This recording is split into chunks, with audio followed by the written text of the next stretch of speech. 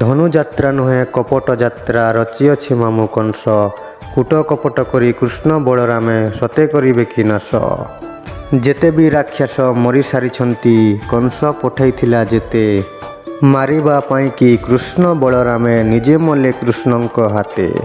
ମୋ ରଥ ନେଇ ତୁ ଯାଅରେ ଅକ୍ରୂର ସେଇ ଗୋପପୁର। କୃଷ୍ଣ ବଳରାମ ଘେନି ତୁ ଆସିବୁ ଏଇ ଆଦେଶ ମୋର। କହିବୁ ଆସିବେ ଧନୁଯାତ୍ରା ଦେଖି କହିଛନ୍ତି ମାମୁ କଂସ।